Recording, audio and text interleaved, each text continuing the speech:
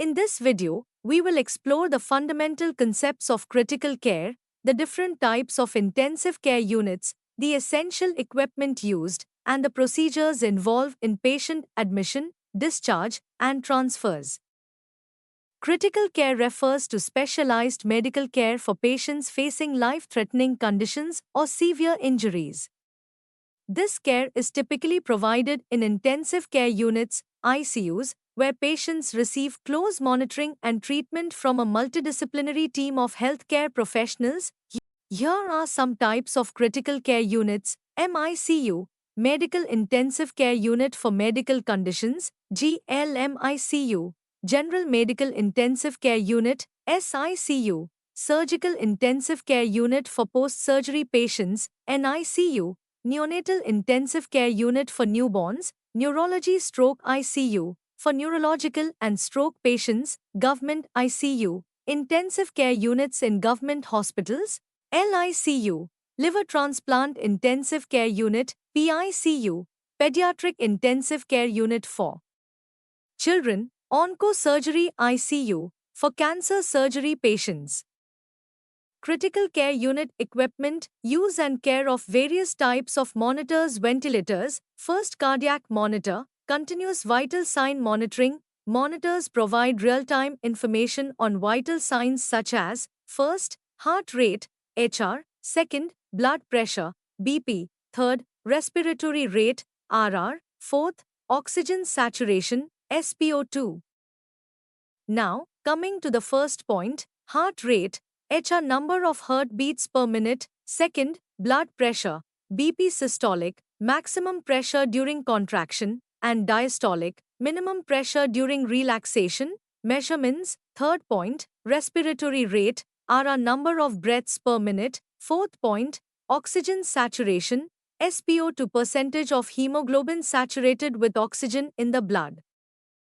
A ventilator machine, also known as a mechanical ventilator or respirator, is a critical medical device used in intensive care settings to support patients who are unable to breathe adequately on their own.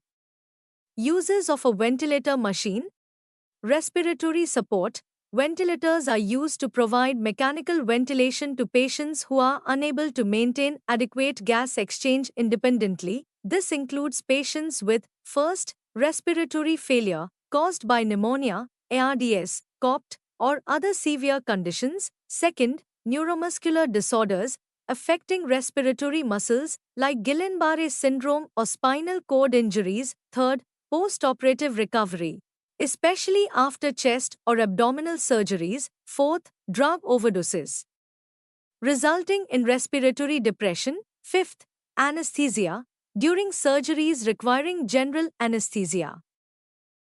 Syringe pump. A syringe pump is a device used in medical settings to administer fluids, medications, or nutrients into a patient's bloodstream or other parts of the body in a controlled manner.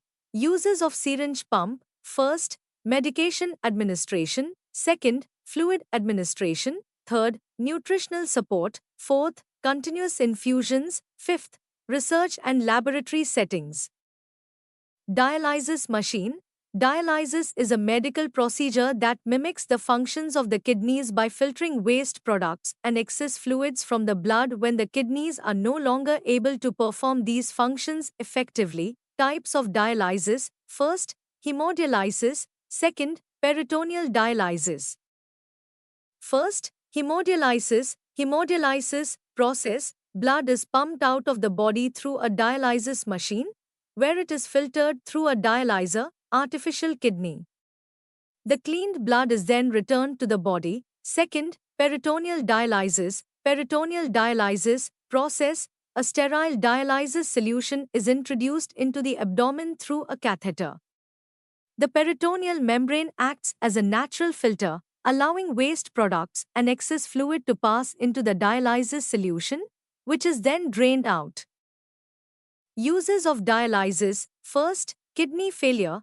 Dialysis is used when the kidneys are no longer able to function properly, whether due to acute kidney injury, such as from severe infection or injury, or chronic conditions, such as diabetes or hypertension, that lead to permanent kidney damage. Second, temporary measure. In acute kidney injury, dialysis may be used temporarily until the kidneys recover function. Third, chronic kidney disease. For patients with end-stage renal disease, ESRD, where kidney function is permanently lost, dialysis is necessary unless they receive a kidney transplant.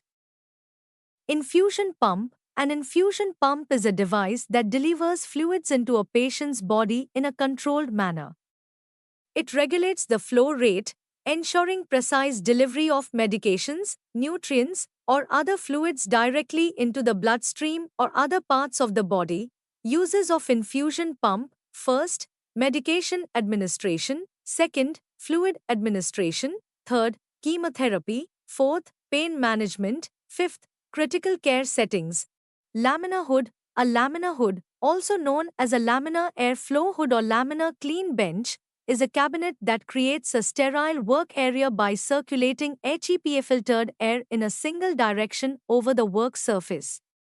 Laminar flow hoods are used to prepare medications, especially for therapy solutions, because they create a sterile environment. Here are some features of a laminar hood. First, HEPA filter. HEPA filter. A HEPA filter removes nearly all airborne particles from the air. Second, blower. Blower. A blower pulls in air through a pre-filter, which traps large particles. Third, cabinet. Cabinet. A stainless steel cabinet with a glass shield in the front. The cabinet insulates the inner environment and protects it from the outside. Fourth, filter pad. Filter pad. A filter pad on top of the cabinet traps dust particles and microbes.